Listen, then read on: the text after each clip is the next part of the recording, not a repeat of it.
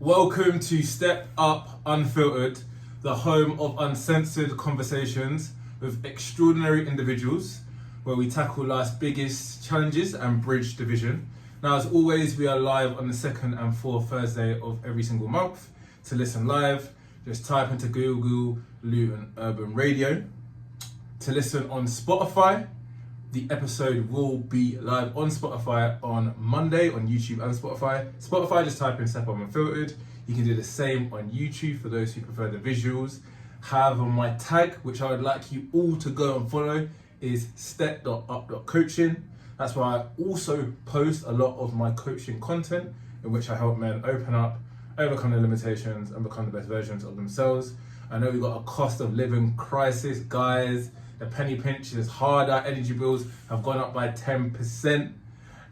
So I know a lot of people will be struggling. They'll be stuck in a rut. They'll be looking for purpose. They'll be looking for direction.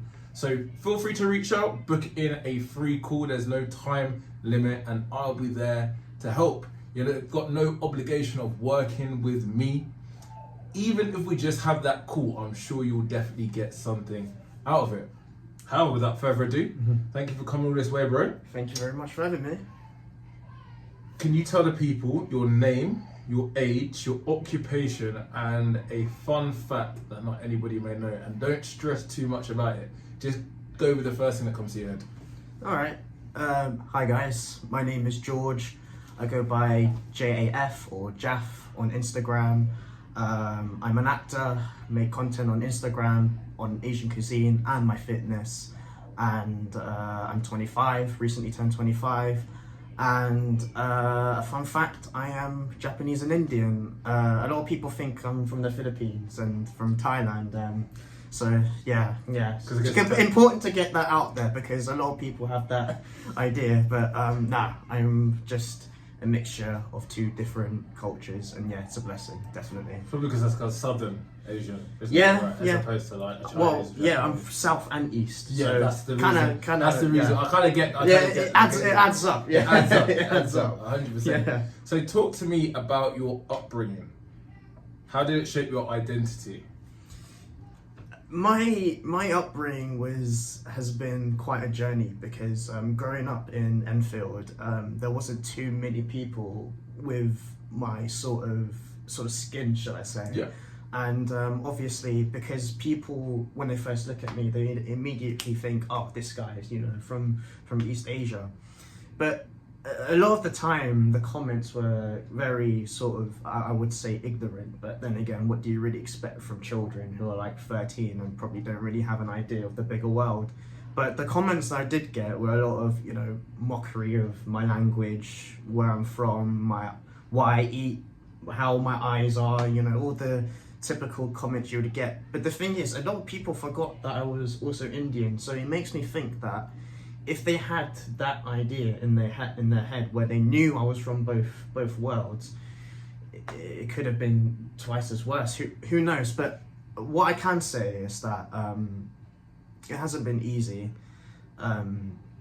because obviously when I actually was from Northwest. I grew up in Cricklewood first 4 years, so there was a big Asian community there. But then when we moved to Enfield, there wasn't that many people in the space, and it did get difficult. But I think as soon as I left school, there's a story I want to go back that happened in school, which completely blew my mind now I think about it, which I'll get back to. But I think as I left school, I've really found my feet, and I've really put the foot down in being proud of where I come from and how to look after myself and how to really protect your heritage and your culture with pride, but properly as well. Yeah, I appreciate that, man. And that's a strength on opening up about that. So appreciate you for coming on and opening up about the kind of realizations that you had, even thinking, oh, it might be 2 times as hard. Yeah. But don't ever think just because it could have been worse that your feelings aren't valid for what you went through. No, of course. Yeah. So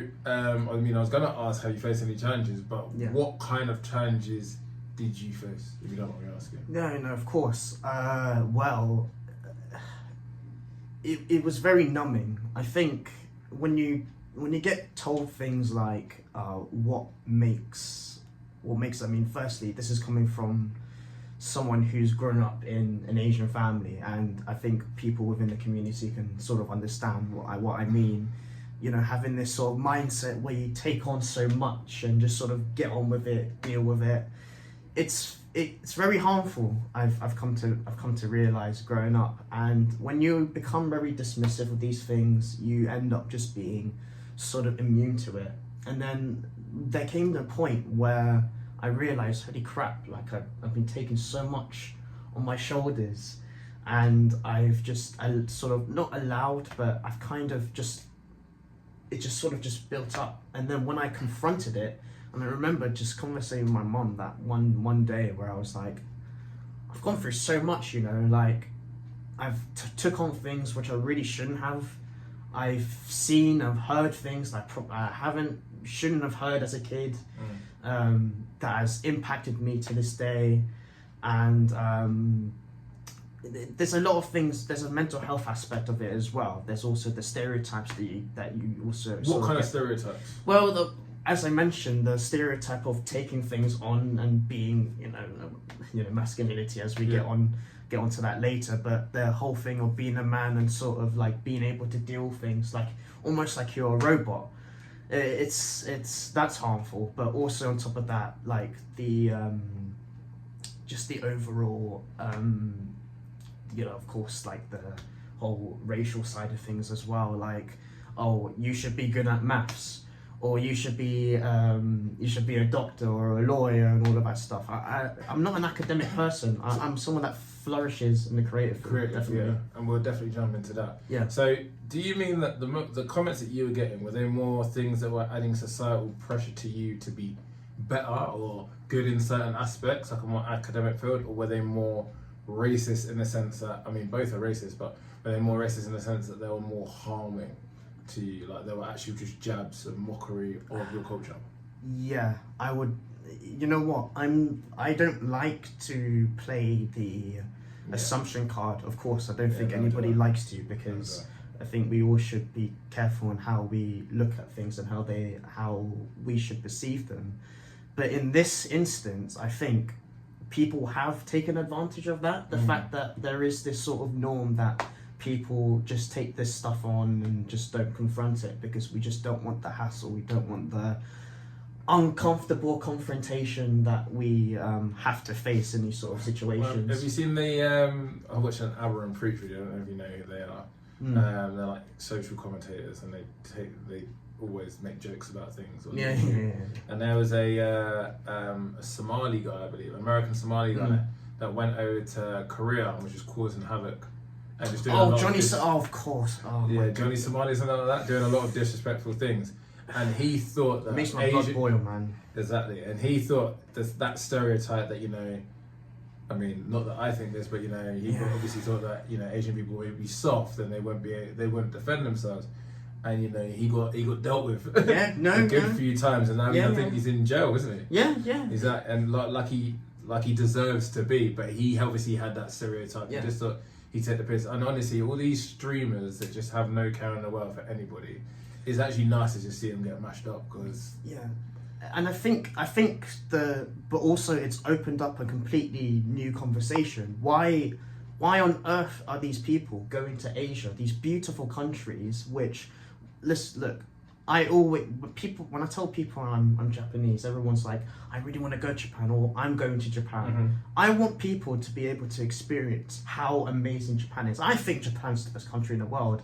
I mean, of course it's biased, but you know, I have my reasons to believe that. Yeah. And I want people to have the best possible time going around the country. But if we have idiots like Johnny Somalia who go to countries like Japan, like South Korea, and acting like a complete idiot, Japan have already put limitations to what tourists can do now. So there are going to be tougher restrictions, and I really do worry that this is going to have a little bit of an influence on what they're going to do to tighten in what people do, and I really hope they don't, because I haven't What gone in 5 years. What kind of things have they?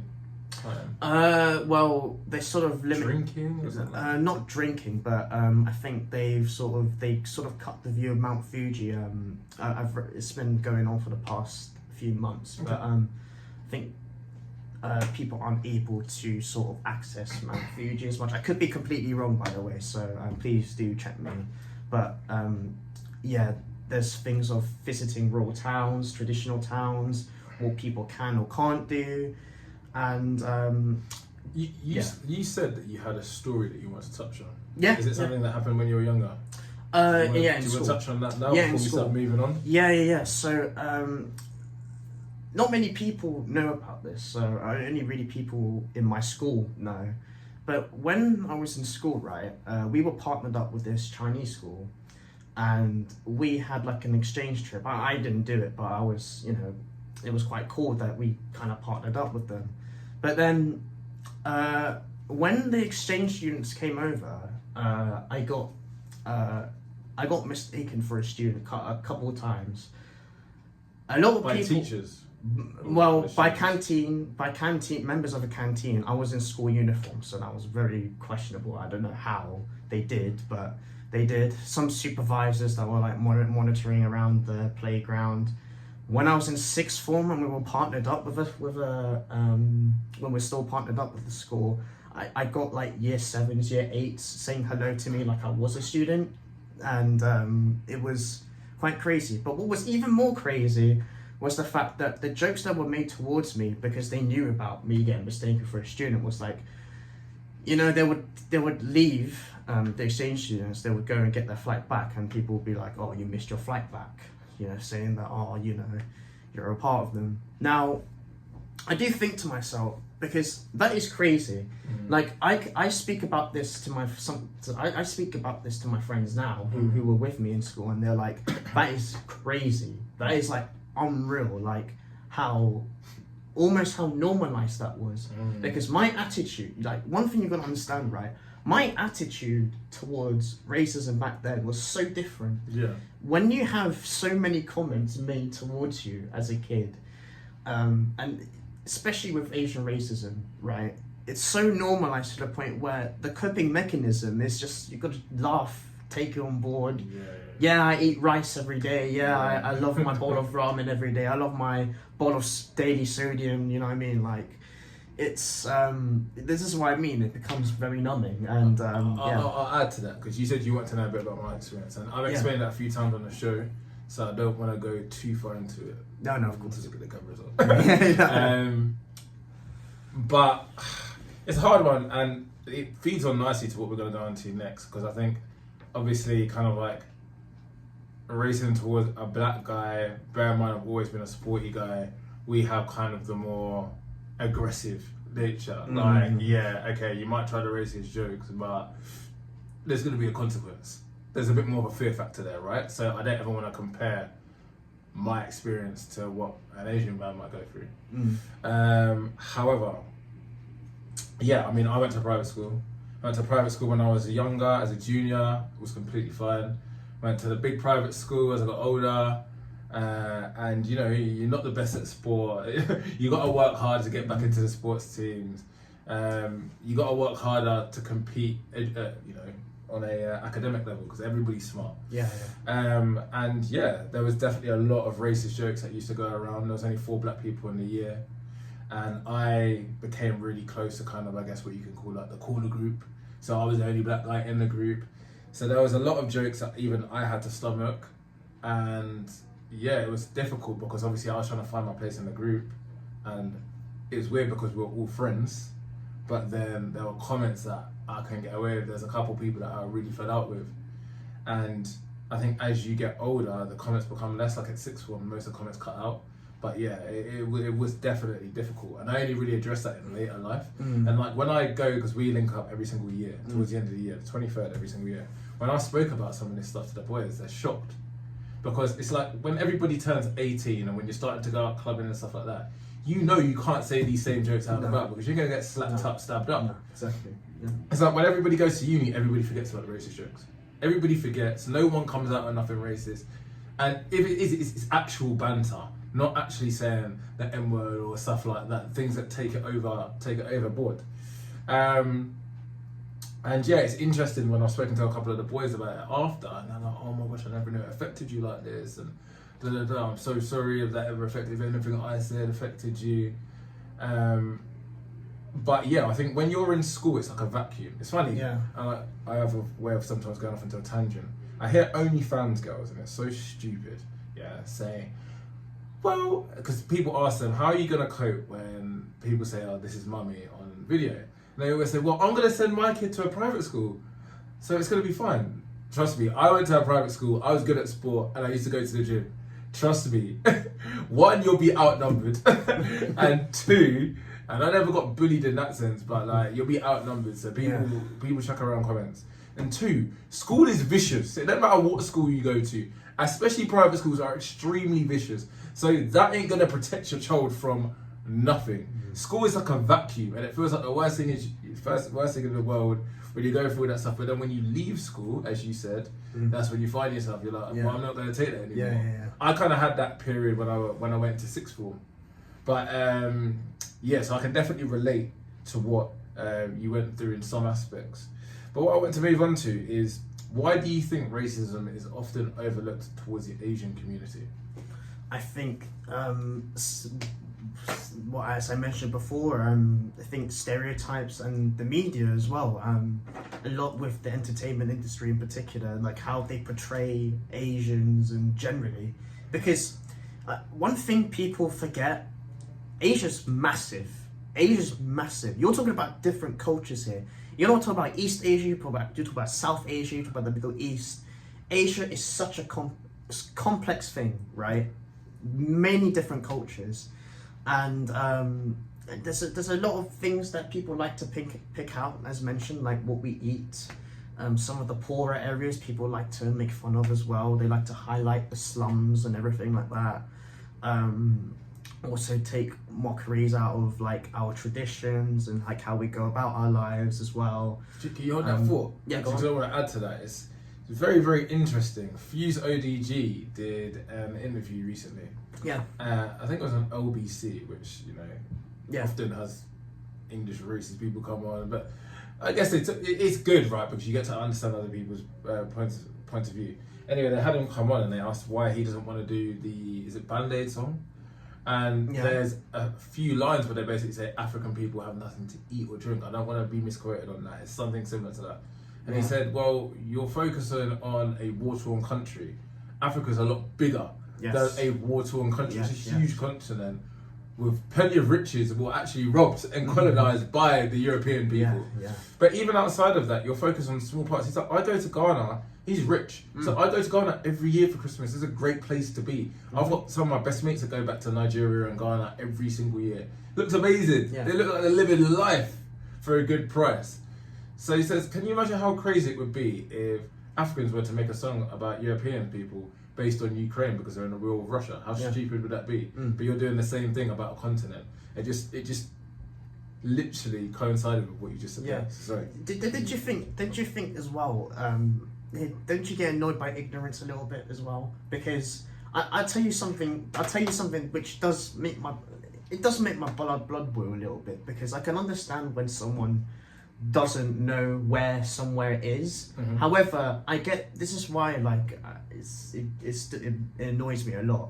It's like when I'll tell someone where I'm from, say, oh, I'm Japanese and Indian, and they're like, oh, Japan, like, where is that in China? No word of a lie, I got that comment, and I was thinking to myself, there's no way that they actually thought that Japan was in China. Like, how on earth do people get this mindset? Like, this is a genuine thing that happens. I'm sure it might happen with your community as well, but that's another common thing I got as well, with like people not knowing where other countries are, and generalizing, which I also think is pretty dangerous as well with things like this. But I don't know, like, do you get the same thing? So I've never really had that one. I think because I'm Jamaican, that's like always was seen as like the highlight, right, of the Caribbean. People think the Caribbean is Jamaica, so I guess I kind of in a weird way benefited from that.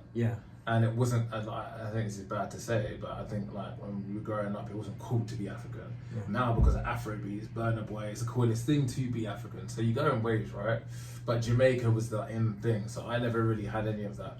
But when I went to Miami, it surprised me of how do I want to say this? how not intellectual these people were. Like, people were shocked to hear that white people lived in Africa. They were shocked to hear that South Africa had a huge white population. They're like, no, everyone's black.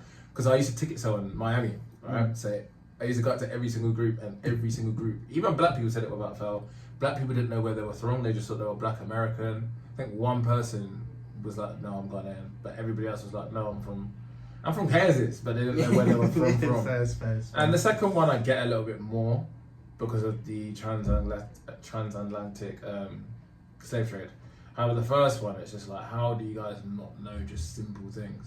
But people are just ignorant, man. People are just ignorant. And when do you actually learn stuff like that? Like, for me, I've always loved learning about general knowledge and maps of the world and places to go. But I guess for your average person, they might never learn about that. And then now the youth are just getting so dumbed down by social media. I'm not surprised. Yeah. But I mean, there's so many. I mean, of course, we're talking about the toxic parts of social media, but of course, the media can also be a great thing as well. Like, you learn so many things, and that's how we gain the knowledge that we have today and do you think perspectives. So, do you think it's been more positive than damaging, or do you think it's been more damaging than positive? Sorry, in what sense? Social media. Social media. Oh man. Very, very big question. It's a very big question. And I know this might sound like a safe answer, but there's so many pros and cons, and I think what it comes down to is, what do you think weighs the most, the pros or the negatives? I think if I was to try and break it down, is that the pros, the media is there for, I mean, for everyone to use. I mean, of course, in certain countries, of course, like, the media is limited into what you can and can't say.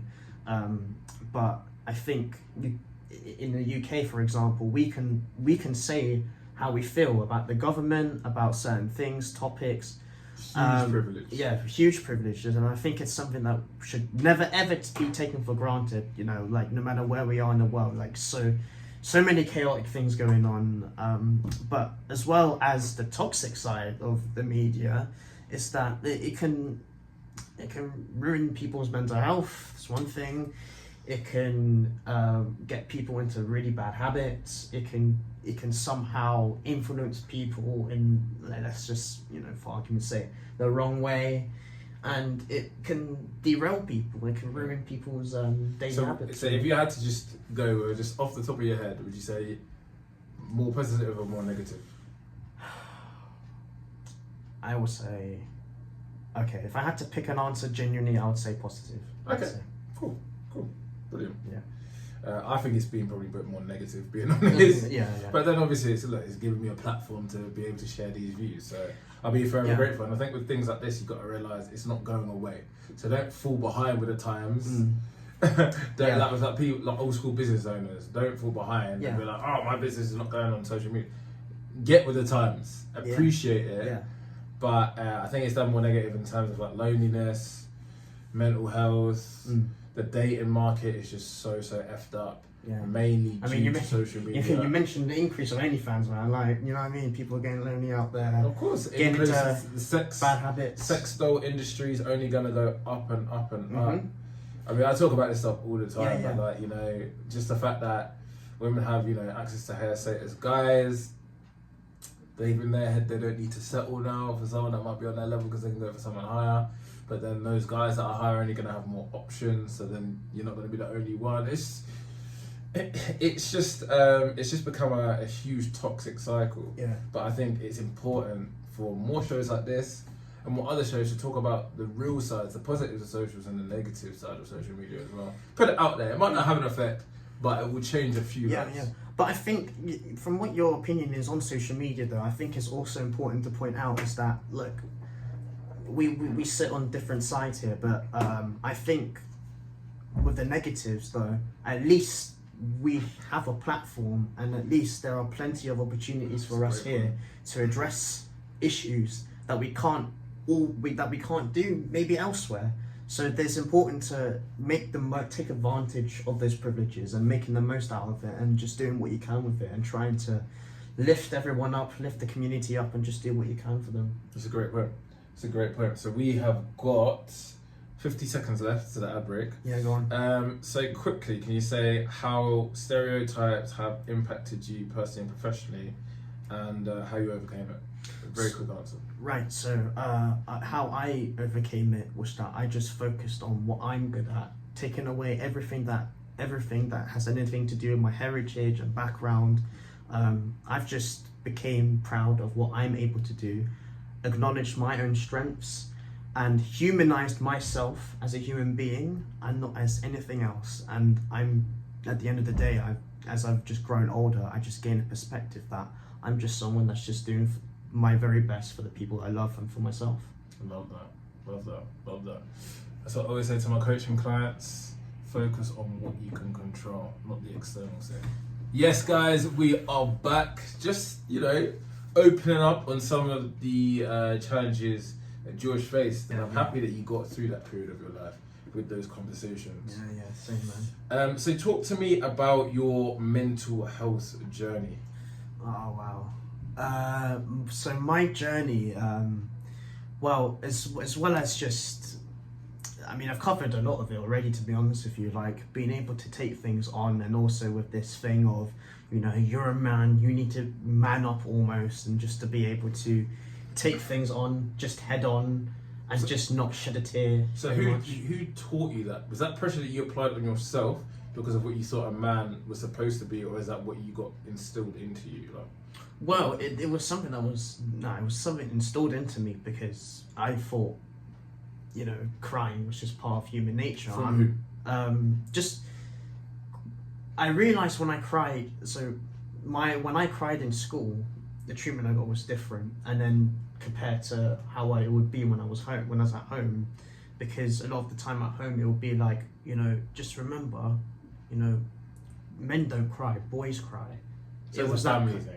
Yeah, as well as, growing up with such a conflicted mentality where it's like, I have to hold back.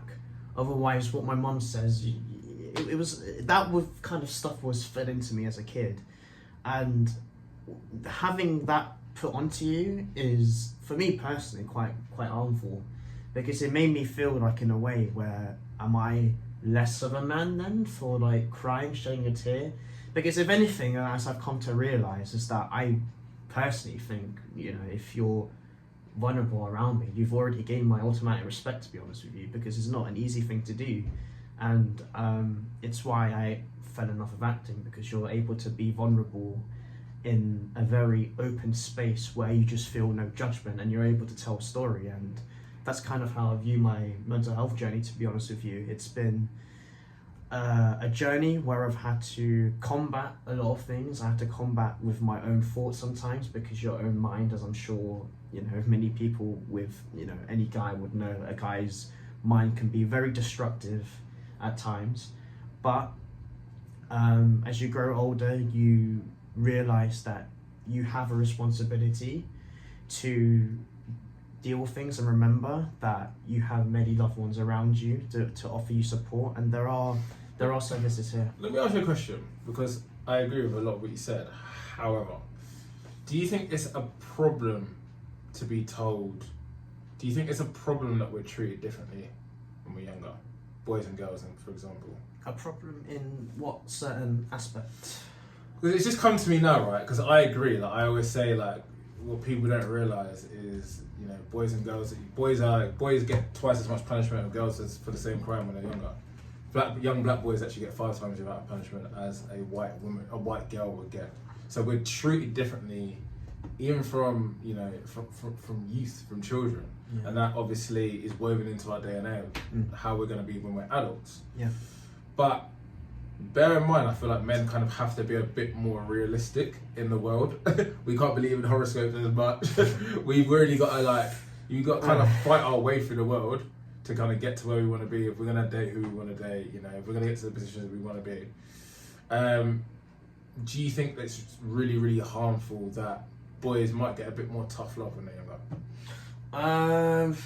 Answer this honestly. I mean, I can only really answer from what I've gone through, and what I was told as a kid was that you're a man, you're supposed to deal with it, and but look, there's no other way of putting it. Like if I cried in secondary, I'll be labelled a pussy for crying, and that's just how it was really. And sorry, but but those were the comments that were given to you when you were in that position, and I think. You see, this is where it gets a bit dangerous, because as soon as you start to dehumanize people for feeling these things, who the hell is going to open up to you? Like, for one thing I always talk about is that, like, if your family member is ill and you want to show that vulnerability in front of your friends, right? Who are you to say to somebody, oh, why are you crying, man? You're man. How you need to? I feel like people just need to think about how they go on about things like that. Think about actually what you say. Yeah, because what does being a guy have to do with being vulnerable? Completely agree with you, and I completely agree with you in later life. However, where I'm going to push back a little bit, and I'm a coach, men's mental health journey, is that, of course, if it's a family member that's ill, completely understand. But I think where some of the older generation can't connect with the younger generation is because it seems like the younger generation cry and moan about a lot of things, and I 100% get it. Because you go on TikTok, my boyfriend dumped me, you're crying to the camera. Go and speak to somebody. There's nothing wrong with opening up, but go and speak to somebody you trust and have a cry. Go and speak to a coach. Go and speak to a professional that can actually help you. Why the hell are you just doing it to a bunch of random people on a camera? I think it's about, there's nothing wrong with men. I feel like sometimes in society we're trying to feminize men, and I'm completely against that. However, what I am big on is allowing young boys and men, grown men, to open up because it's a strength. I think it's a case of encouraging boys to open up without saying, oh, just cry about anything. Because there is a fine line.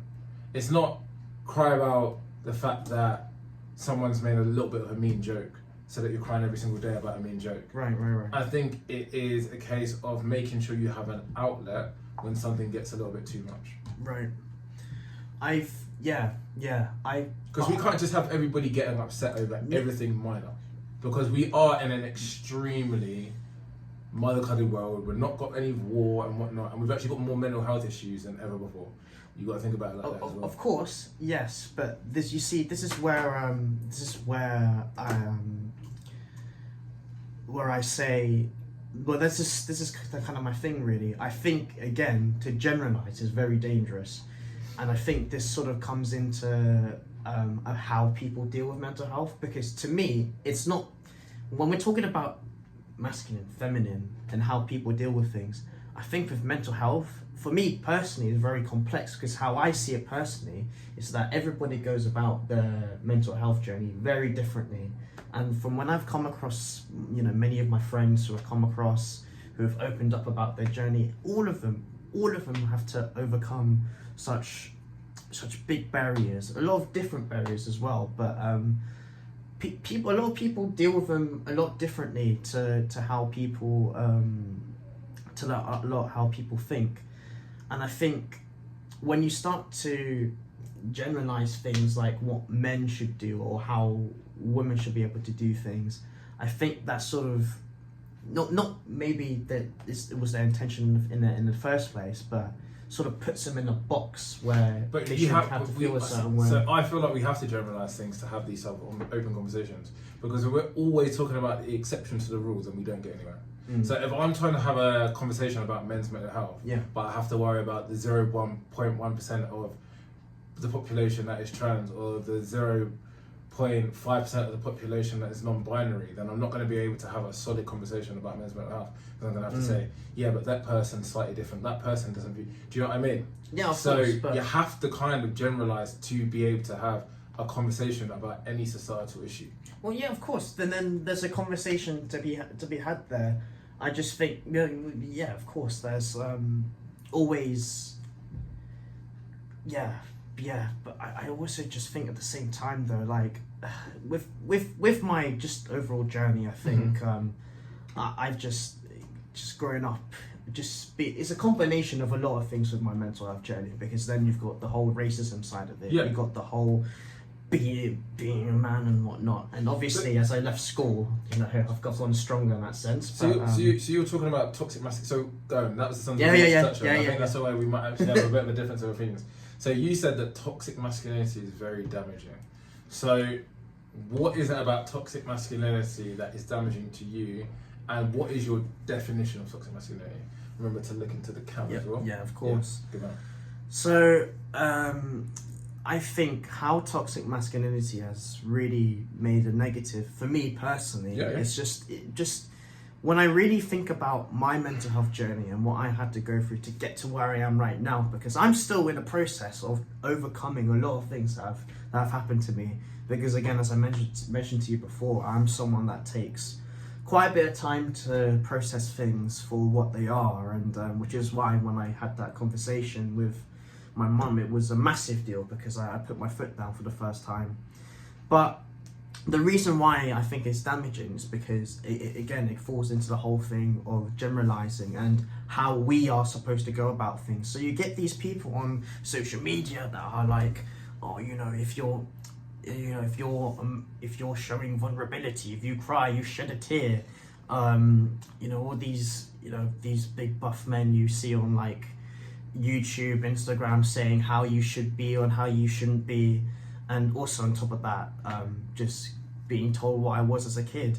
I think these things are potentially dangerous. Now, I'm not going to go ahead and say that. Can I ask you a question? So how many of these men are you actually seeing online then?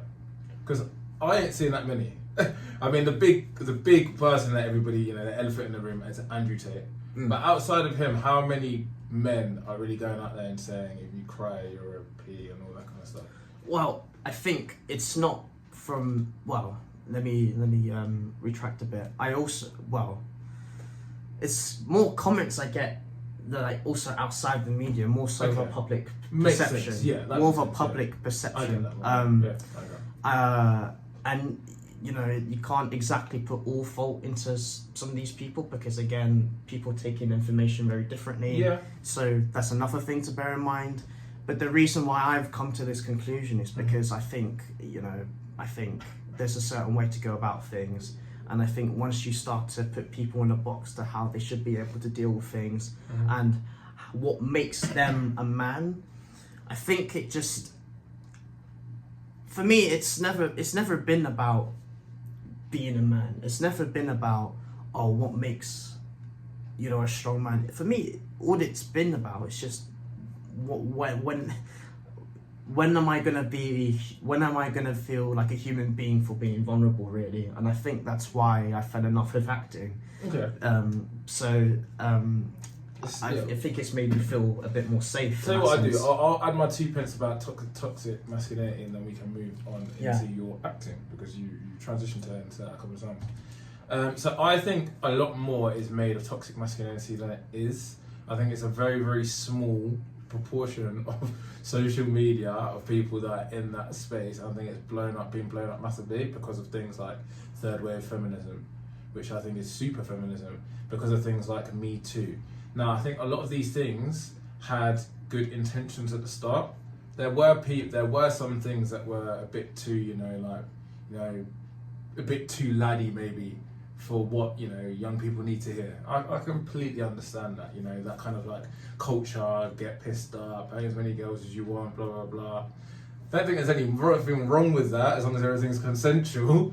But I can kind of understand it to a certain point, but what it has actually become, and this is what I don't like about the movement, is become an attack on masculinity, right? You've got a lot of liberal people coming out on shows like Piers Morgan, I forgot who, the American woman, no, English woman that said it on the show. She doesn't want young boys going up to young girls, to ask them out, to court them. She wants them to be scared of them, that's the words that she used. If you do that, all you're doing is putting fear into young boys from being men, because that's what we are. We have, in our biology, we're 3 times as likely to be more sexual. For example, 90% of women want men to make the first move. So that's a massive contradiction. You can't have women wanting men to make the first move, but then wanting young boys to be scared of going up to young girls. So it creates a massive problem and division. So I don't think there's anything wrong with looking up to masculine. I mean, all my role models when I was growing up were masculine. They were David Hay, they were Rio Ferdinand, guys that were good with girls, big buff guys.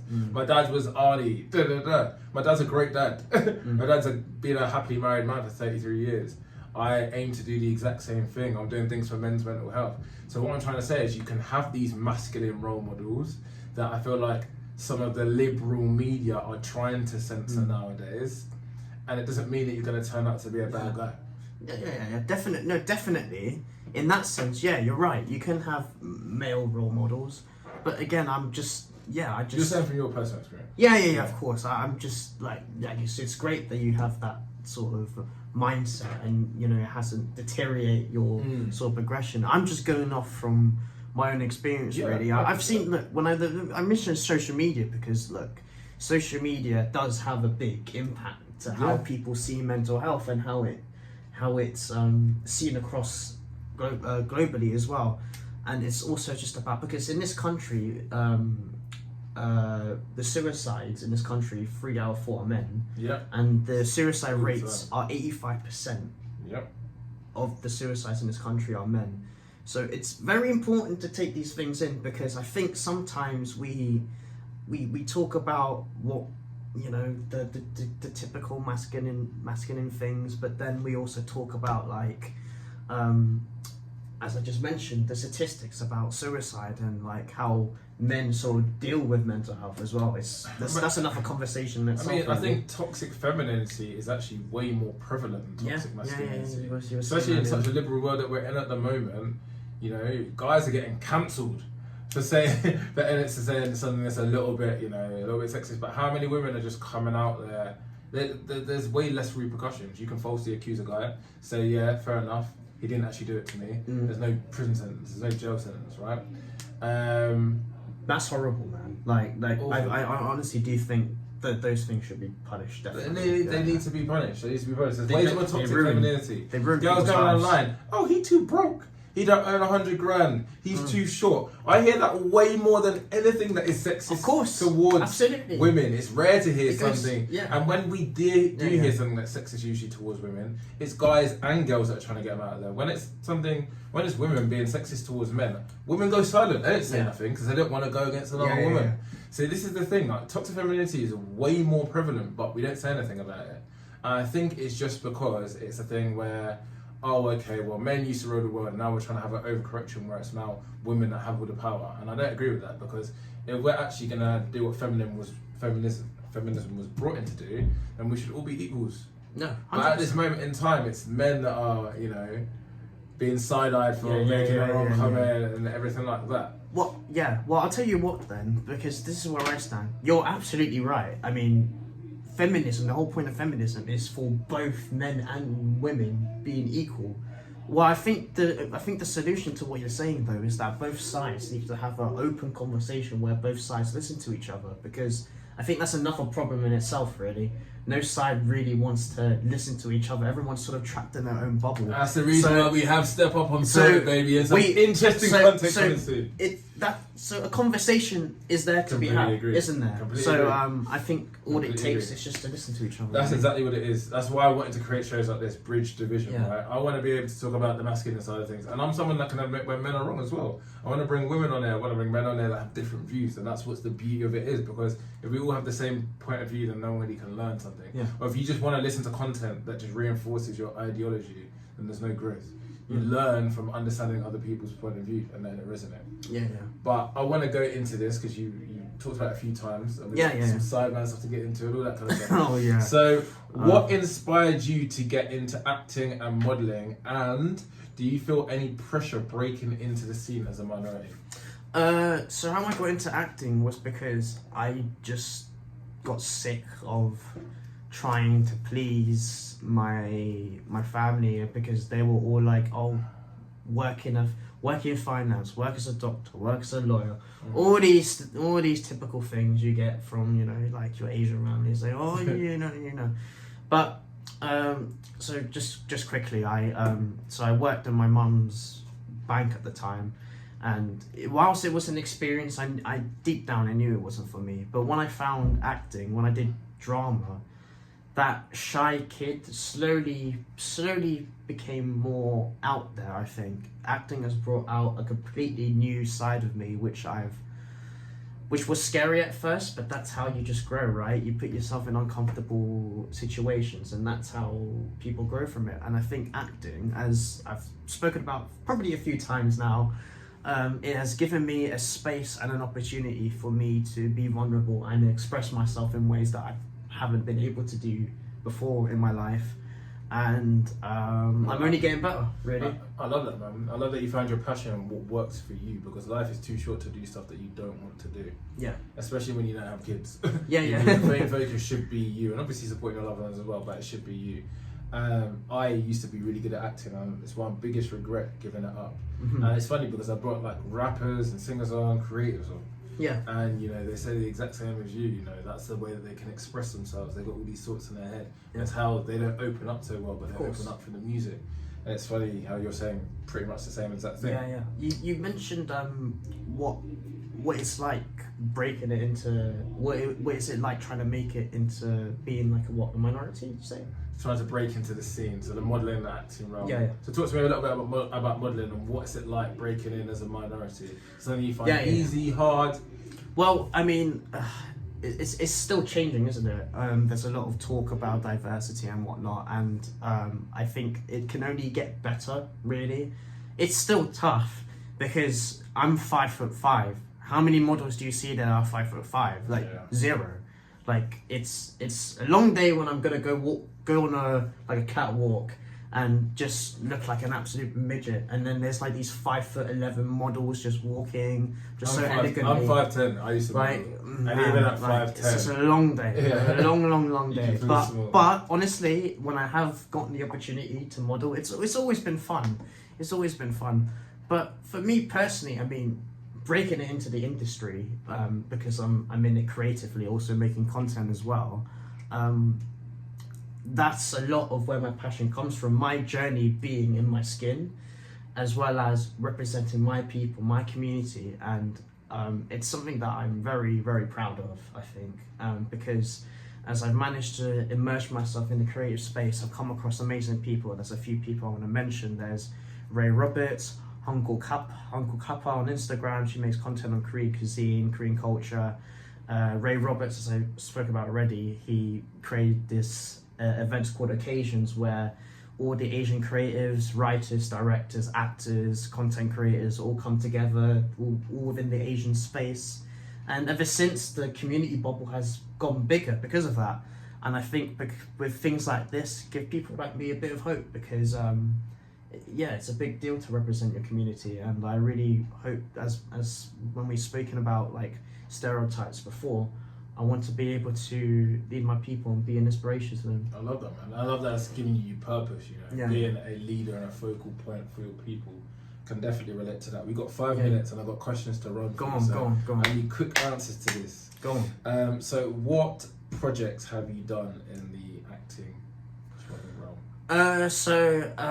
Nothing too crazy, but I've worked on, like, obviously just in the beginning working on student stuff. I did my part-time drama schools, and then I was at Identity middle week. I was at Unseen for a little bit. But some cool things I managed to do. I was part of Wicked. That was wicked. Wicked. I got to be a part of like is that the new one with the black woman? Yeah. And Ariana Grande as well, Michelle Yeoh as well. There's a lot of kickoff, wasn't there? Because Ariana Grande was getting all the headlines. Oh, of course. It's the first black woman. Yeah. But Wicked's been doing great with numbers. Yeah, thank you. What else? So I've done a few Netflix things like Free Body Problem. I got to be on Heartstopper as well. I got to be on Fast and Furious 10. I love that. I've done a lot of film that I make it to the cinema for. I'm literally watching the Gladiator 2 this weekend. I only go to the cinema once every 2 years, and it's only ever to watch James Bond or Fast and Furious. A lot of my friends worked on Gladiator, so big up to them. I also did The Gentleman. I was a weed factory worker, so that was interesting. Amazing. Yeah. So talk to me about the Sidemen project that you did. Man. I mean, how did you react when you first saw that? Like, that's a good question. So I'd say you're way more confident than you are now. But then, like, it was like you had like a sly confidence. It was like as if like you were the shy guy, but then when it was ready to perform, that you were just gonna go for it. When it came to like putting yourself out there, you were like awkward. It was like you were awkward, but then when it came to like doing a prompt or whatever, you kind of like shut that down. It was like I need to take action now, which I rated. Nah, man, it was such a surreal experience because, I mean, as I'm sure you know, like, it takes a while for me to process, understand things. So when that thing happened, it was all such a blur to me. So I completely forgot that they were saying stuff to Tanner, telling Tanner what to do. Yeah. So in my head, I was like, crap, she's actually saying this. Yeah, she hit it well. Yeah, she's a good actress. Yeah, good actress. Good, yeah. But yeah, it was really cool meeting the Sidemen and whatnot, and yeah, they were great. Tanner was cool as well, quite crazy, but that did something. Shit. That did something for me. Yeah, what did it have any impact to your career? Or? It made people more aware of me, I guess. Yeah.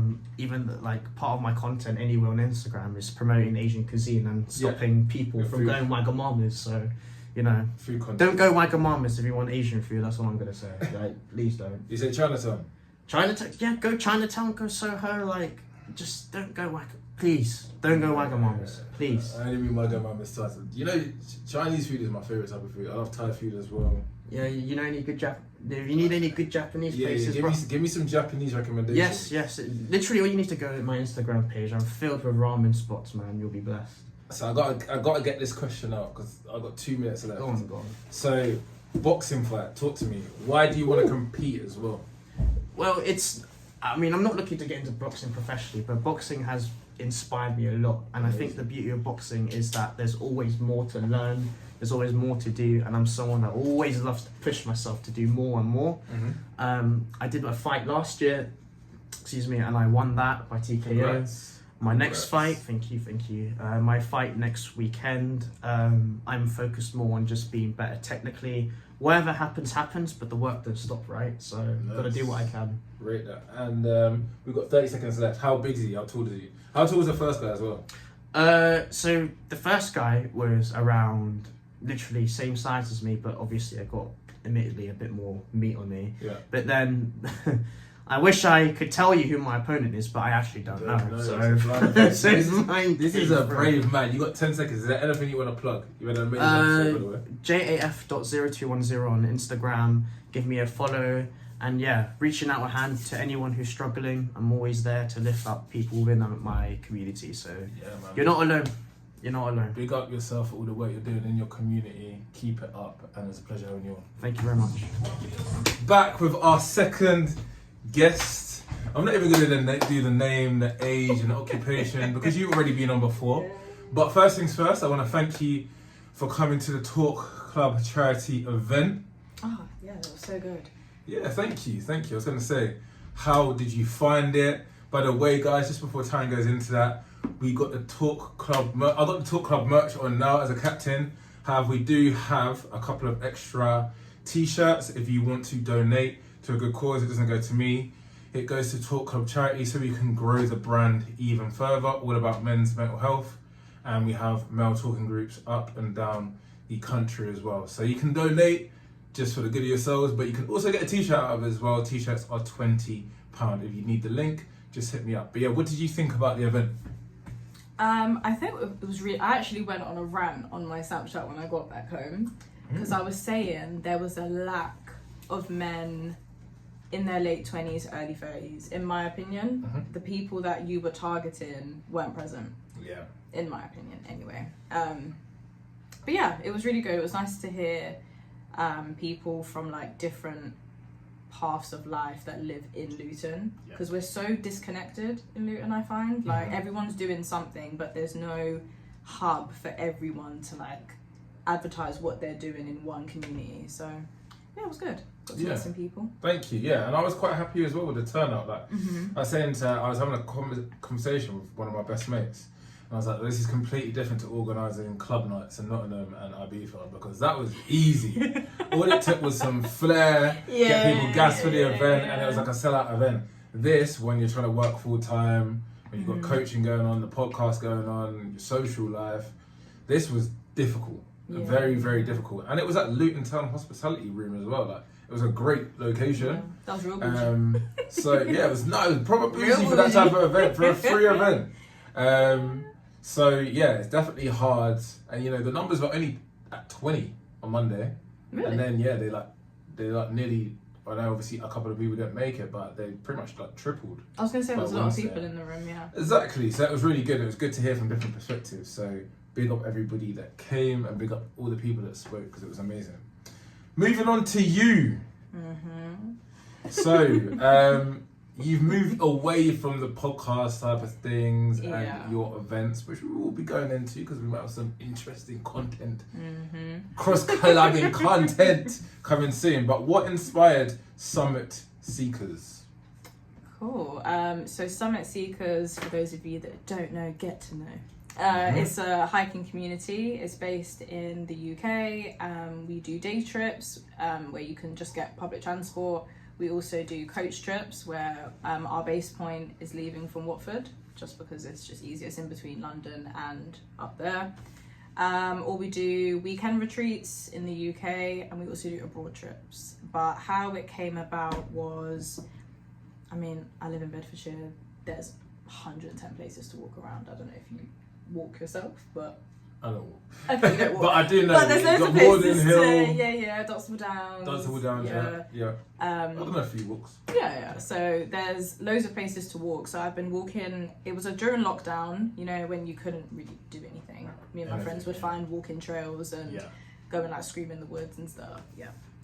So Were any of these guys? Were any of these? Were any of these guys that were screaming in the woods? No, women. Yeah, Men don't. Well, I mean, I wouldn't be against men screaming, to be honest. I've seen, men's mental health groups do all the shouting and stuff. So yeah, it's okay to have an outlet. Yeah. Whether it's screaming, shouting, you know. But it wasn't surprising that there were women that were screaming. Okay, we're gonna move on. And then last year, July, I went with some work colleagues to the Peak District. That was really good. And then loads of like my friends were popping up like, oh my God, where is this? Oh my God, I want to go. I've never done this before. So I did like a informal hike last year, October, with 9 of my friends. So there was 10 of us. And we stayed in like a really nice apartment, did the same route, same Peak District. More people were popping up to their, like my friends. Where's this? What's this? Is this a group? Oh my God, I want more.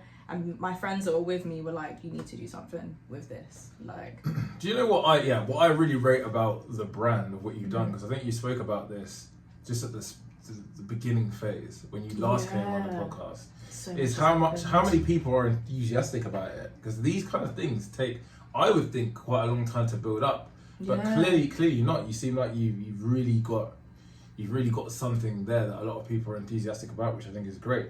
And I actually heard something the other day, and it was from a multi-millionaire, and he said that people, if you want to create a business at this moment in time, the best thing you can do is create an experience, because with all the technology coming out and all the AI, the one thing that AI can't give you is a real life experience.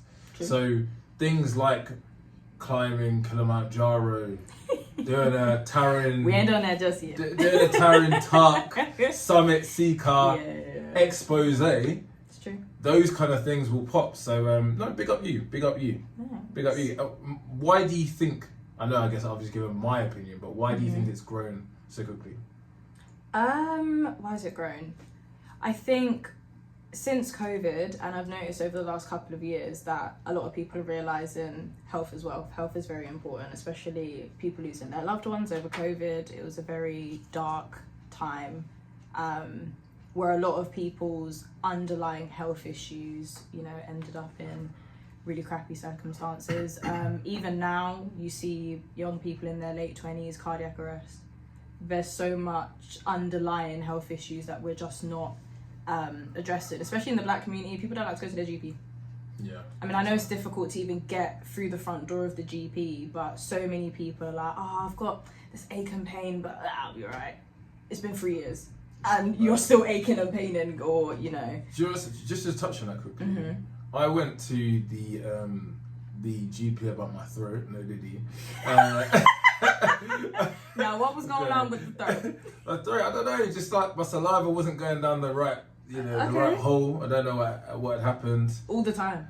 Not just like the odd chance. I said, thank goodness I am a straight man because if not, I would have been out of action. Anyway, I went to my GP and she was literally like, for what you have, I don't know, because it's uncomfortable. She said men don't go, and I've had it for like a month now. On and off though. It's just uncomfortable. It's not painful.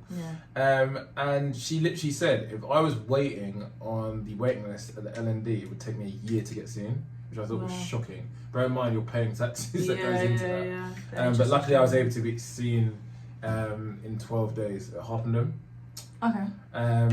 Which works out quite well. But just I can see why, on top of the fact that people don't like to go to the doctors, especially men, especially black men even more. That barrier to entry of not being seen for that long. I'd really love to join what you're doing, but I'm not black. Is that okay? And I'm like, no. Just because it's black owned doesn't mean it's just for. I'm not black. It's actually so crazy. So it's like, I'm not I black. understand. Like, I get because this. When you go on the Instagram, it does look like it is just a community for black people to hike. But I think it's just because it's black owned, so you're gonna have black people gravitate towards you. Like, you lighten up that page, girl. The reason as well is a lot of people that I attract are from outside of Luton. I mean, obviously I'm Luton based, but a lot of people are coming from South London, East London, West London, Birmingham, blah blah blah, and they're like city people, so they don't get to see like a mountain peak in London. Realistically, you're not gonna find that. So it's like a breath of fresh air. We went to the Lake District back in October, and one of my friends that lives in Croydon, she has been saying the whole year, I need to come. Came by herself, and we were at the top of like a peak, and it was raining, but she tapped me and was like, I understand why you do this now. And she was like, I could just sit up here and just read a book, or I could journal, or I could just sit and just breathe. So I think that's definitely a reason why. It's a breath of fresh air. It's a change of scenery. It's a escape from reality. Even if it's like for 6 hours. I remember when I was doing local ones just to experiment, I would look forward to my Sundays of knowing that I'm going for a hike to just breathe the fresh air and go to Monday ready to start my week. That's it, and it's experience, right? It makes you feel good. You're getting fit. But yeah, talk to me. I mean, I can go to the cows. Go over the moon about the kind of the benefits you get mentally and physically. But what have you seen, maybe experienced yourself, or what you've seen from other people? What are the main benefits that people get? One I actually mentioned the other day, give a little shout out, my lovely partner Omisa. When we did the informal hike back in October, she came alone, so she's younger than me by like a few years, and she's a friend of my younger sister's, and there's like a 6 year, no, not 6 year, like 4 to 5 year age gap between us. And she was like, I'm really scared to come by myself. And I was like, just come, see how it goes. And she's come on every single hike, bar the ones abroad. And the confidence levels are so high. Like, she's a volunteer, she'll wear the high vis, chat to people. Whereas the first hike, she was sort of reserved. She would chat, speak if spoken to. Whereas now, it's like, right, you could talk. Like, and people have said, they haven't seen her in months, and when they see her now, and it's like, wow, you're so confident. Amazing. And so I think it's just meeting different people. Physical wise, I've noticed, I wouldn't say I've like lost weight per se, because I was always slim, but I look more womanly, if that makes sense. Like putting on some body, right? Like, you know, putting on something to the toolkit, right? You know, a little cushion for the pushing. You know what I'm saying? You know, I got a little something now. It's important. It's important. All booties matter. Doesn't matter. Doesn't matter what size it is. Big booties matter. That's what we're talking about. Them big booties. But yeah, I've noticed, especially with like my recovery time as well. When I first started hiking, it would take a long time for maybe like my heart rate to slow down, or my healing time. I'm like the next day. Now I'm good, man. I'm walking, I'm going up inclines, and everyone's like, and I'm at the top. Come on, guys, you got this. So build up my endurance. That's the word. There you go. I'm not a gym babe. That's also important. You know what it is, yeah. I think it's so incredible when you're passionate in something fitness related because, as you said, it's all those benefits. You're more confident in yourself. You're more confident in the way that you look. You feel great. You have more energy for the day, and you're getting up to actually conquer something, right? It's not just doing something for the sake of it. Yeah. I think something that a lot of people lack in this generation is purpose. I think that's a very positive purpose. Like, there's no downsides of going up and hiking. Hiking is only gonna lead to a positive outcome. It's a feeling of accomplishment. A lot of people say as well. Yeah. Because I think in a lot of our lives, not even to like make it dark, but there's not a lot of reward and accomplishment for things that we're doing in our day-to-day life. So paying your £40, sit on a coach, chit chat with people you would never meet on a normal day-to-day, hike for 6 hours and be like, wow, I did that. So Exactly, make friends. There's so many benefits. Let's talk event ideas before we start getting into the nitty and gritty. Okay, event ideas. So we spoke about a couple collabs and that. Okay. So what were we talking about? We talked about the speed dating. Yes. Speed dating show, potentially. Yeah. You know, we both recognise that dating is hard in 2024, and we'll go on to that. However, should we offer it out there? Any singletons? Yes. Any singletons looking to date between their ages or... You tell me. This is more your idea. 26. 21. 21? Yeah. And then what's the oldest? 35. Be real. 21 Wow. and 35. Men date younger, and women date older. Nah, but we can't have a 35-year-old man dating a 22-year-old girl. Okay, yeah, fair. Yeah, no, fair. You fought for way too long. No. It happens, doesn't it? No, you've got a good point. Okay, what are you thinking? What, should we do like under 21st? Yeah, I'm thinking like 25 to 35. 25 to 35. Alright, cool. I'm down for that. Cool. Yeah. We want serious relationships. No. Yes, we're dating with intention, ladies and gentlemen. We're not looking for no hookups. Okay, cool. I've got a couple bridges that will be on that. Yeah. And then you got a couple girls. Alright, cool. So we got the dating show. We've also spoken about doing this, which we're doing now. Yeah. Christmas collab. Yeah. Because if you guys didn't know, Taryn hosted our own podcast on Luton Urban Radio as well, which is very, very good. And a debate show. You know I love a good debate. Good debate. And we spoke about doing a debate show of men and women, but I said, you know what? I'll take on all the women. Or if we want somebody 20 versus 1, 4 versus 1. So I'm happy to do a 4 versus 1, a 5 versus 1, and have a very good conversation. Okay. So let's get it playing. Let's get it playing. Which one is the one that you're looking most forward to? I would say the speed dating. Yeah, no, that's your baby. Yeah, just because I was literally saying to someone a couple of days ago that dating isn't fun anymore. Like, it's like a war zone. Where are the days where it's like, me and my girls are always saying that it's, obviously we're dating intentionally, whatever you're looking for. Okay, not everyone is. But, you know, but you are dating intentionally because you have an intention, whether it's sexual, romantic, there's an intention that you have there. No, Taryn, that is absolute BS. Okay, well. So the intent is not sexual. If you're dating with intention, the intention should be a long-term relationship. Or you're just dating to have fun. Technically, yes. I wouldn't say it's an intention. Yeah, okay, yeah, obviously dating with intention is obviously, it's seen as dating seriously. Yes. But, yeah. A lot of the time it ends up, Yeah. But, clear. I think, what was I going to say? Yeah, so I find speed dating, the concept of like sitting across a stranger for 3 minutes, just chopping it up, is fun, it's exciting. Whereas now you, I don't know, match someone on Hinge and wah, wah, wah. Yeah, it's just, so dead. you go on the date, they have nothing to them, both men and women have no substance, no hobbies, no nothing, they're just wah, wah, wah. Whereas in 3 minutes it's like, what do you do? Do you have any siblings? And yeah. Not to down on your idea. No, go for because it. I love the idea of speed dating as well. But I can't even lie. Most of the dates that I go on are pretty good. Or the dates that I've been on. Is that because of you or because of the person? Well, I guess I probably differ to a lot of guys. I'm very, very, very chatty myself.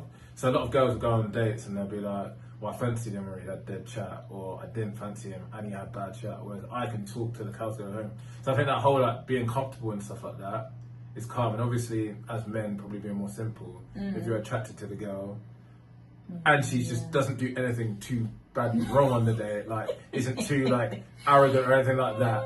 I think as men as well, a lot of the time we're like, what's she gonna say that's gonna be like a mad, like just turn up? And if nothing goes wrong like that, then it's a good first date. But I think it's more the retention part that's a bit like. I did see a TikTok though where the girl was like, "Did you have a good date, or did you just have fun because you like took over the conversation?" If that makes sense. Like if you just closed your mouth, would you still have had fun on that date? We wouldn't be able to talk. No, but I get the like, concept. Like because you're quite chatty. Yeah. Are you the one that's like or are you the one that's like you're yapping because the girl is asking questions? If that makes sense. Yeah, I guess it depends. So, but I guess it's because probably I don't feel awkward. Okay. And then if I see them coming out of their shell, I can tell that they're having a good time. Okay. Yeah. But I hear what you're saying. I completely agree with you on the whole. I find Tinder and Hinge all the dating apps so boring. So boring. I don't want to message a girl on Instagram and tell her she looks fit. I hate all that chasing stuff. It's just like, I'm more of the mindset of you both find each other attractive, go for a date and see what happens. Yeah. So I know I like that. I rate that. So, probably asked you this before, but let's get it out there. Why do you think dating is so hard in 2024? You can answer this generally. You can answer this why men and women find it hard. I'll keep it safe. I'll keep it generic for both parties. I think people are afraid to. I don't want to say be vulnerable because there's a lot of negative attachments to being vulnerable, but people are just scared to be like, yeah, I like this person. If that makes sense. People don't want to admit that they like someone. It's always the nonchalant, try and keep it cute. I don't want to be too masculine. I don't want to ask her to see him. I don't want XYZ. Or maybe men are like, oh, I want to wait. Like, I want to wait a month or so before I take her out. I want to see what it is. If you want to go to the Maldives tomorrow, let's go. Do you know what I mean? Why not? Why the hell not? That's crazy. Maybe not the Maldives, but do you know what I mean? Crazy. Like, but if you want to do something, maybe just be just busting peas okay, like maybe that. not. Okay, Maldives was a stretch. But if within a few days of you speaking to someone, you're like, do you know what? I actually am really enjoying this. Let's go on a date. If the girl's like, yeah, why not? Let's go. Rather than playing it safe, playing it cool, it's like it's boring. If you're interested, you're interested. Don't be ashamed. Okay, so open up on some of those reasons why. So why do you think from the male's perspective they're struggling, or they want to wait a period of time, or they're not asking the girl on a date? And why do you think, you said women find it more masculine to ask a guy? Well, what do you think it is? Do you think that's... I think... Answer it separately. Yeah, okay. So for women, it could be, a lot of it I find within my friends and also myself is like PTSD, where you've done it before with someone else and you got burned. So you don't want to do it again. So you've like learnt your lesson from trying to be quote unquote vulnerable. I find social media, sometimes I'm just scrolling. I could be dating someone having the time of my life, and someone on TikTok is like, if he hasn't texted you today saying how your day is and what you feel, he hates you. People that are not strong-minded will actually take that in. That's the problem. Like, people will actually eat all this stuff up. I won't even say people, I say women. Yeah, okay, yeah. It's true. Yeah, I'll agree with you. It's true. It's like we always say, like, as guys, we always know. We hate it, like, luckily I haven't really experienced it myself too much, but like, you don't want the girls to talk to the girls.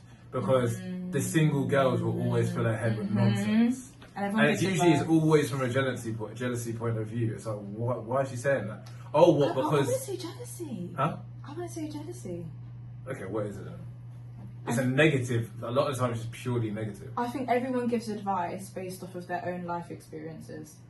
So it might not be a jealousy thing, but yeah, they might be like, oh, when I was in that situation with my ex guy, this is da da da da da. But they're too. But where's the critical thinking skills? Aren't women supposed to have high emotional intelligence? But emotion and logic are two different things.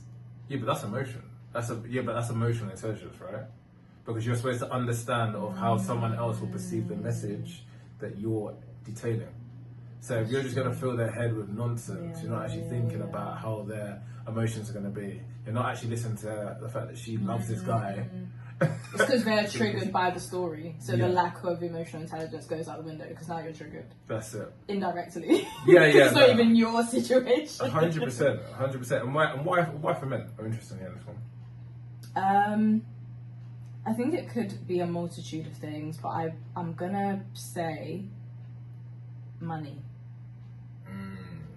I think dating is expensive. Yep. Like I have taken Great point. I've taken guys out before for special occasions and the bill comes and I'm like, damn, You've y'all taken do- guys out. yeah. You're even like a sugar mama.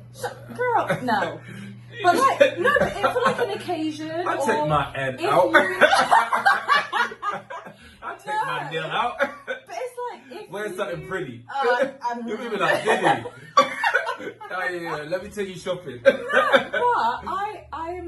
I'm a woman with gratitude. So if you have taken me out 3-4 times, I can see there was a little bit. I might be like, do you know what? Next time I'm planning it. It's on me. I mean, Yeah, that's calm. yeah, but that's But I've spent some money and I've been like, you spend this every day. Can I explain something?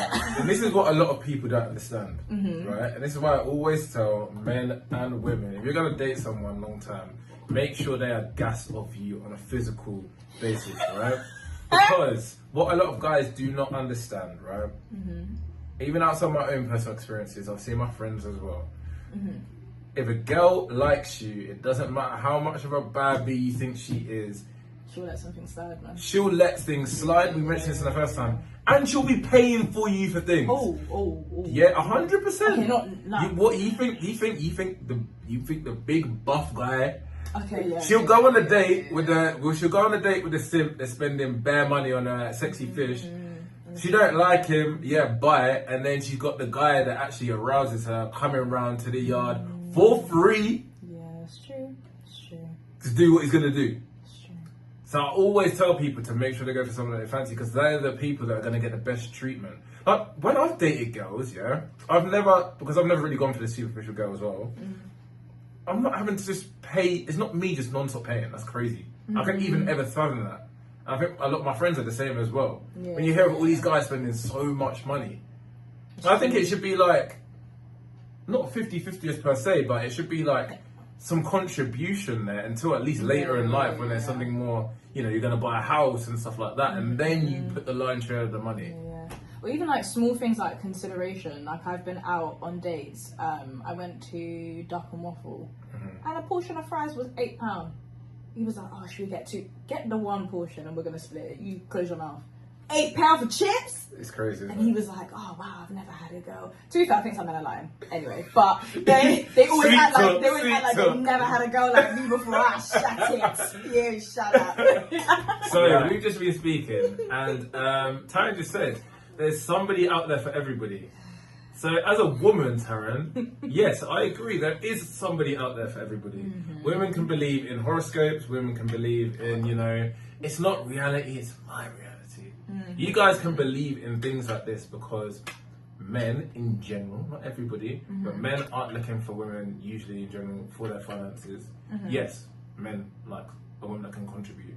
But it doesn't matter if you're a barista or a barrister. Like, as long as you can contribute something. Yeah, but it doesn't. But it's not what we're mostly attracted to. It's mostly looks. Let's admit, men are quite superficial. Yeah, at first, to an extent, yeah. At first glance, right? It's us as men that a lot of women look to for status or for finances or for jobs. Security, security, exactly. So, yes, there is somebody out there for every single woman, but there is not somebody out there for every single man. You did say that at your show, actually. I did. I went in. I did a little male and female dynamics because it's true. There's a reason why 1 in 3 men are sexless, and a lot of these men. That's the reason why there's a huge incel culture. 1 in 3 men are sexless. Under 30, yes. And it's involuntary. And this is what I'm trying to say is women is don't get this because what women do is they focus on the guys that they fancy without realizing the guy that you fancy is probably adored or a lot of women fancy him. Yeah. So yeah, he's got multiple options. Okay. But because of social media and your accessibility to higher status guys, not wanting to settle and earning your money, now more women are going for that smaller percent of men, because now you don't rely on a man for money, right? So now you don't need to settle for somebody that earns less or somebody that earns the same. You can go for the best option you can get. But if every woman's going to adopt that mindset, then that smaller percent of men are going to have way more options. So they're going to be a lot less likely to want to be with just one woman. And there's going to be this huge sea of men that aren't going to get a look in. And that is the problem with modern dating. Yeah, man. And that is the problem with modern dating, because women don't want to settle. And that's what I said on my. That's what I said on my. Do you think that we should? Speech. Huh? Do you think we should? Well, what I think it's extremely ignorant to think that somebody that earns the same amount of money as you, and that is probably, I know people want to say, oh, beauty's in the eye of the beholder, but let's admit, there's kind of like a generic. There's a generic, yeah. The fact to think that somebody, just because you can sleep with somebody that might be outside of your league, or even you can sleep with somebody that's your exact type, let's say, that a lot of women fancy, that doesn't mean that you can retain him. So that's so real. Do you know what I mean? So what I'm trying to say, I think it's really, really ignorant to think that you're settling for somebody just because they earn the same as you and your level of attractiveness, just because you can attract somebody greater, let's say. Okay. Yeah. So I think it's settling, yeah, fair enough. If you don't want to, I don't think there's anything wrong with women not wanting to go with somebody that earns less than them, but at least be prepared to be with a guy that earns the same as you. Yeah. Especially if he's your type and stuff like that. Cost of living crisis, man. Exactly. But I think the problem is, and this is not to all be on the women, but I think the problem is women want the traditional traits of men, and there's men are too feminine, and I get that. I can actually appreciate women saying that. They want the traditional traits of men. They want chivalry. They want the guy to pay. They want this. They want that. But they want modern times. They want to be modern themselves. They're doing up girls' holidays and trips now, and earning their own money. They want to be independent, but then they want a leader.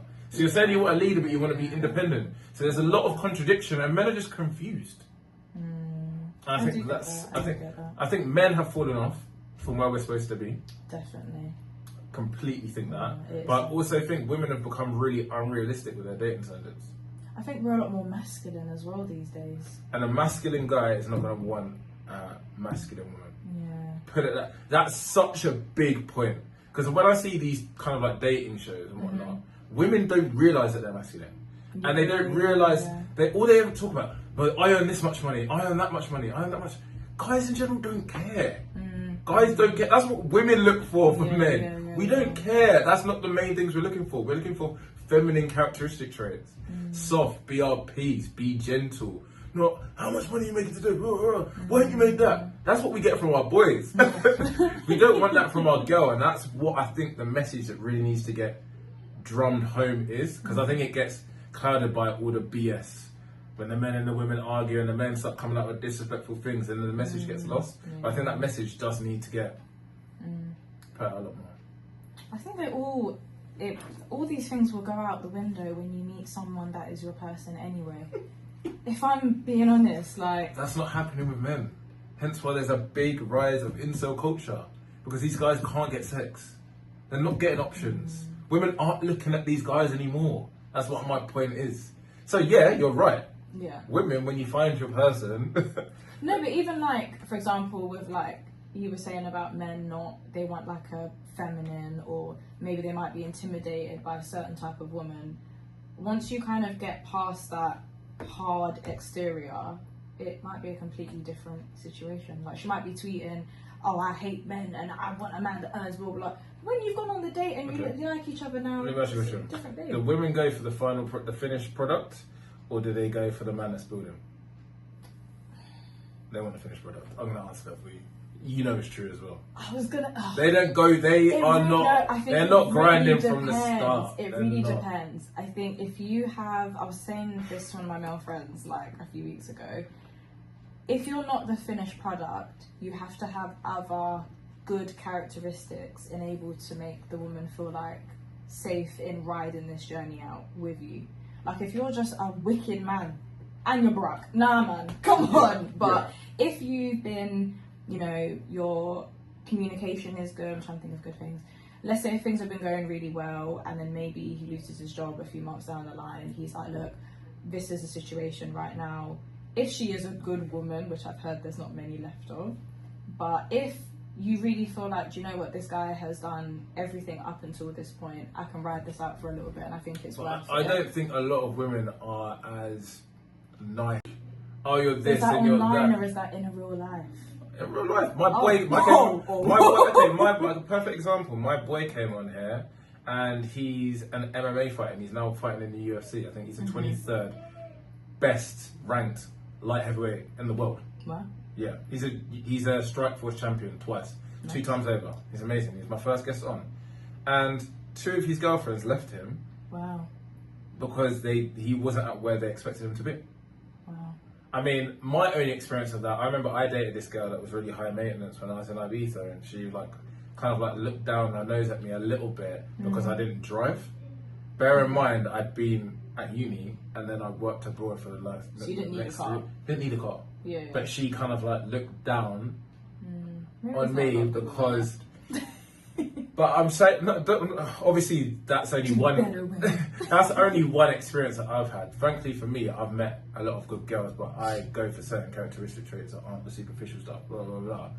But even I've experienced that, so I don't think it's this I think in the media and stuff we try to act like, oh, women don't do wrong and this and that. Women are just sweet and that's a massive contradiction. I've seen a lot of stuff with bad women. So recently, but before it's been like, oh, women just want a sweet guy, and women tell us lies as well. Oh, I just want a nice guy. I just want a sweet guy. No, you want the guy that you're aroused by to be the nice guy. You want to turn the bad boy to a good boy, but it's not you just want any nice guy. I guess we're speaking generally. Generally, I would say generally, I would agree with you. I think if we were looking a little bit deeper, there are some good women. I think there's good women as well. 100%. I don't disagree with that as well. I think it's just in a general sense of things. I think men just need to pull their finger out and do more. If you want to be dating this particular type of person, you need to realize you got to level up. You got to level up, baby. And don't change yourself as a person, but do the things that you know are going to make you feel better, because that's only going to shine off and brush off to everybody else. And women just need to be more realistic. If you want to just keep going for that 6 foot guy, there ain't nothing wrong with a 6 foot. Yeah, but only what? So I think.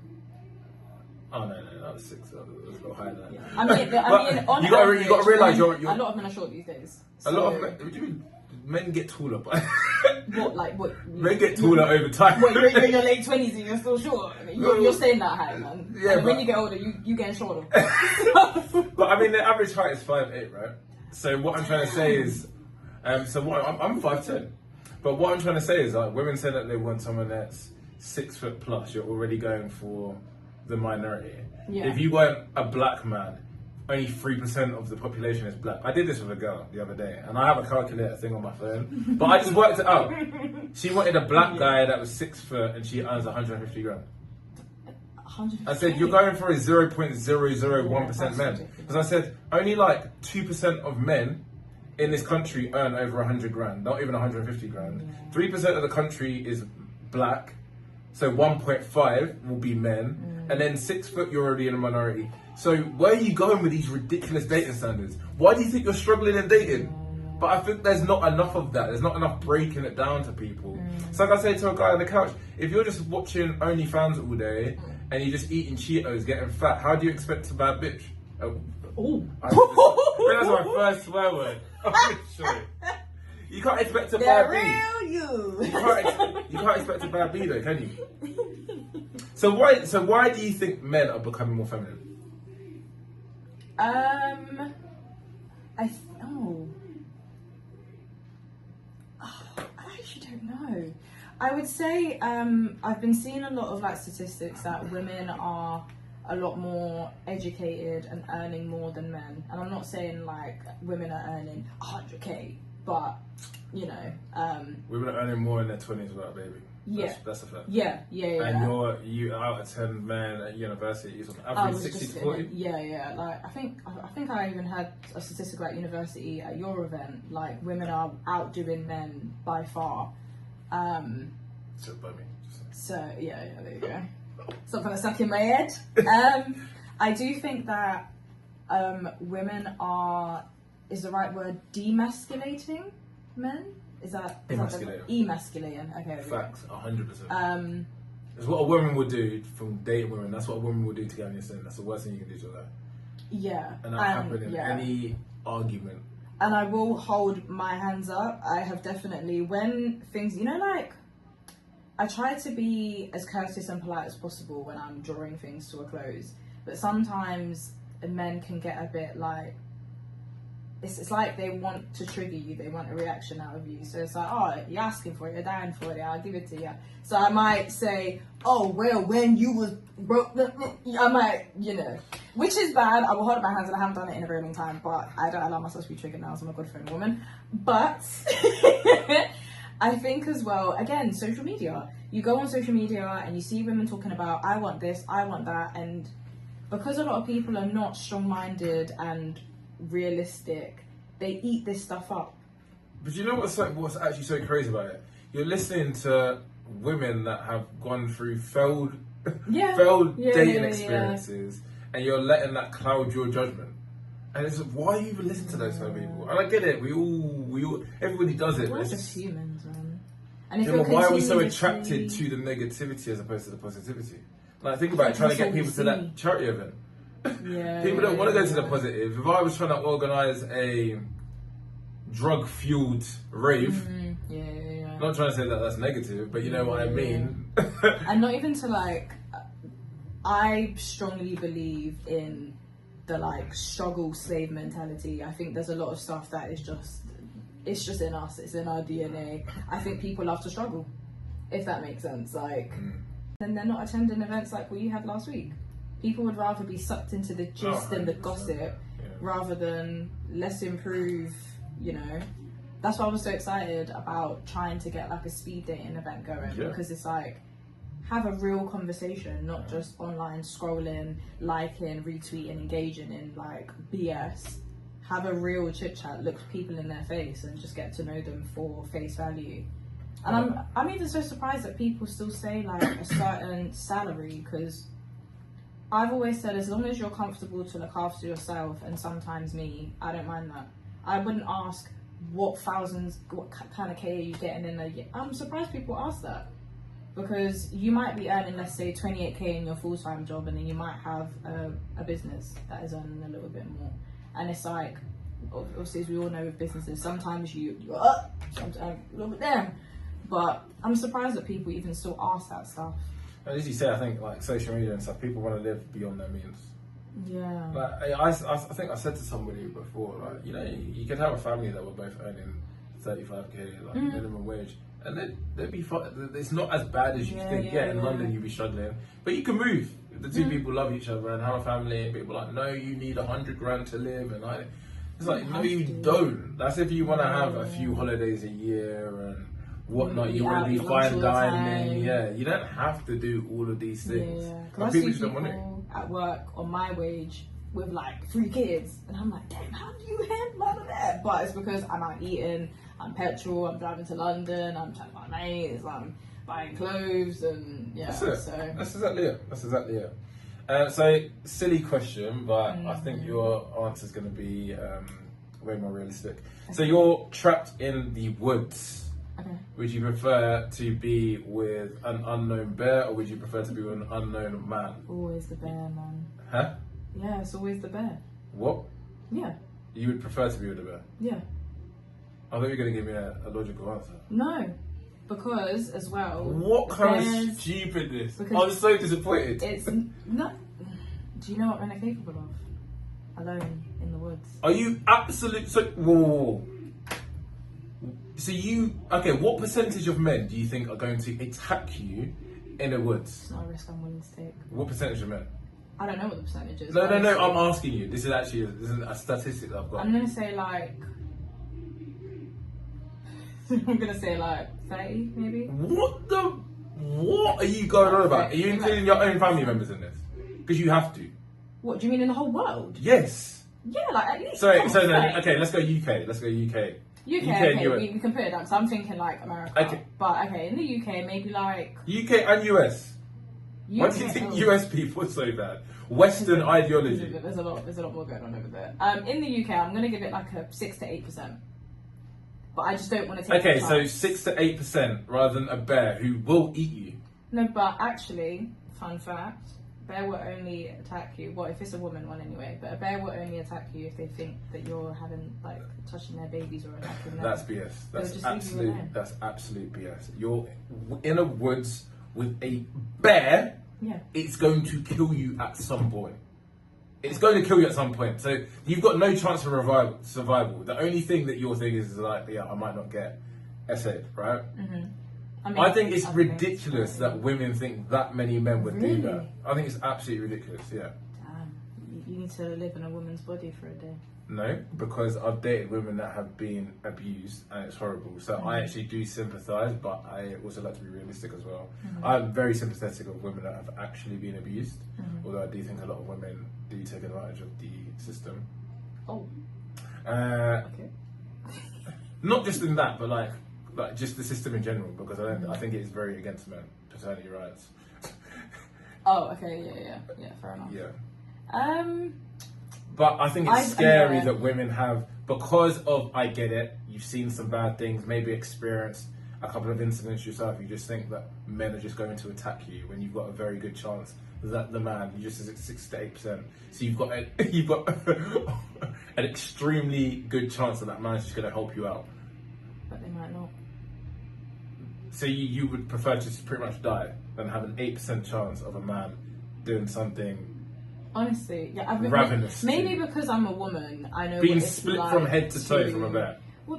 Yeah, if I'm actually being honest, I would rather be in. Yeah, I'm staying on there. But do you know?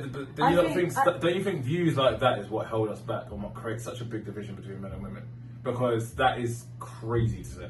No, but I mean, the love of my life is not going to end things with me because I said, yeah, men are dangerous. I would rather be with an animal than a random man. If he ends things with me, that's insane. No, of course he's not going to. I would not end things if I had a girlfriend with that point of view, but I would try and educate her. That is absolutely crazy. And it shows that we're actually way more emotion-based, more than logical-based, which is where the society, I think, is going into a bit of decay. I wouldn't even say it's emotion. I think living as a woman, there's just things that we have to do on autopilot that maybe men might not have to do. But it's because we're in fear of men. Like, for example, I get in my car, the first thing I do is lock my car.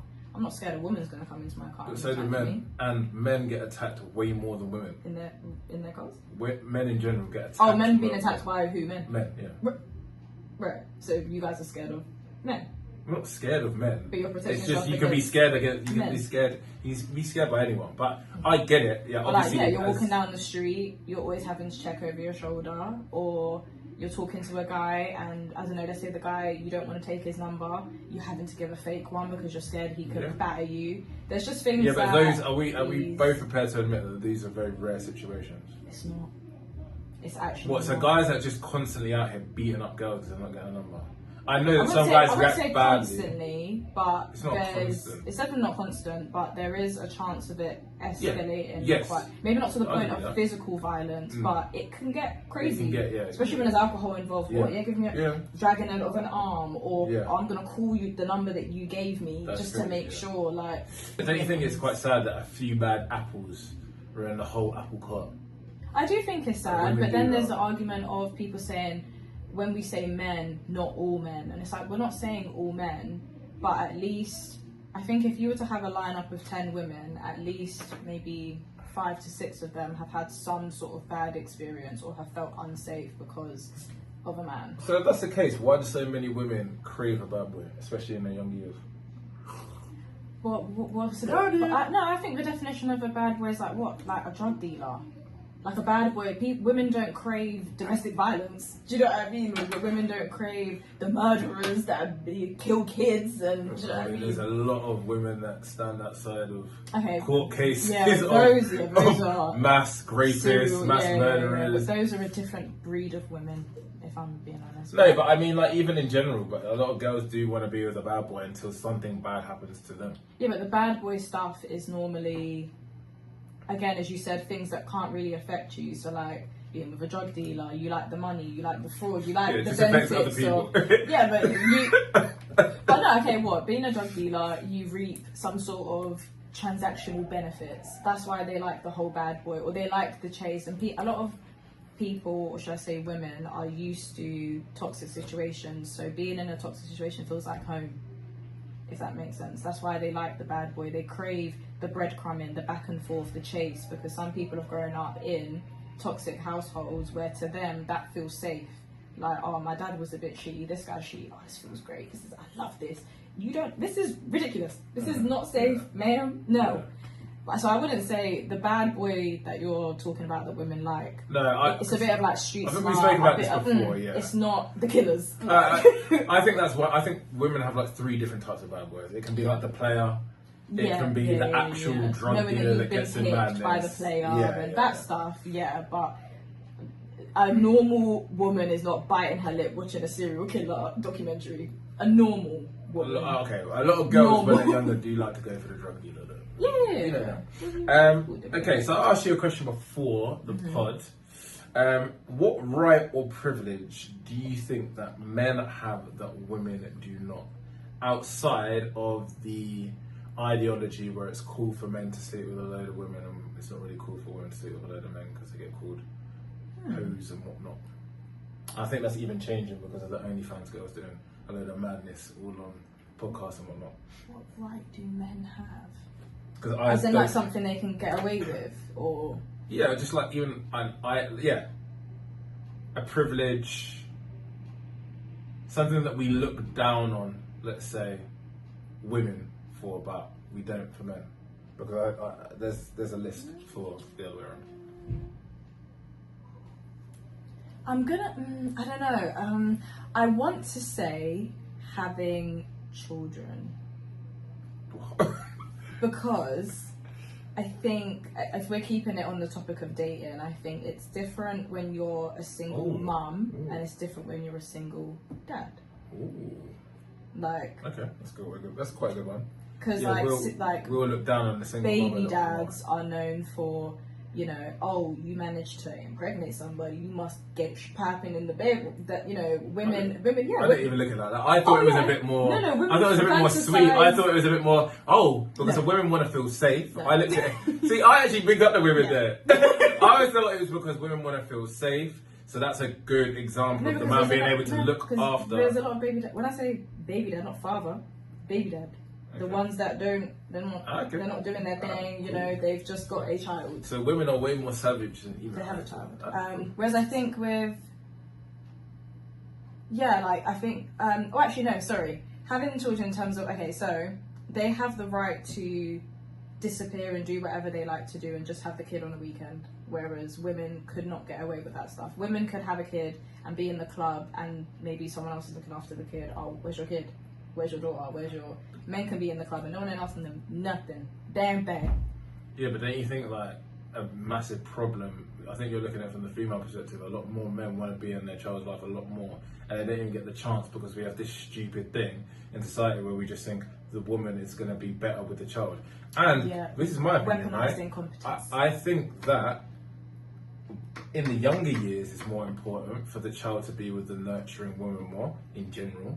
However, as we can see by all the statistics of being in a single parent, mostly single mother household, that leads to degeneracy, that leads to mental health issues, that leads to being incarcerated, the role of the father and the disciplinarian is so important in those teen years. True. So important. Yeah, that's my thing. Being an absent parent is more acceptable for men than it is for women or fathers and mothers. Oh, that's a good one. That's a good one. We've only got a few seconds left. Just some ones that I came up with myself. Go on. That I think the decision to abort or not, I think is huge. Paternity rights over the kid. Selective service, the fact that you guys don't have to go into the military, and we do. The fact that you guys get to benefit from chivalry despite earning the same amount of money, and also affirmative action, the fact that there's now actually female-only roles to get you into certain positions where there's not that for men. Nice. However, this was too quick. We're going to have to bring you on for another 2 hours. But thank you for coming on so much, Taryn. Absolutely killed it as per. And yeah. It's for the YouTube. It's for YouTube now. We're done with radio, but it's for YouTube. But yeah, thank you for coming on again, as always.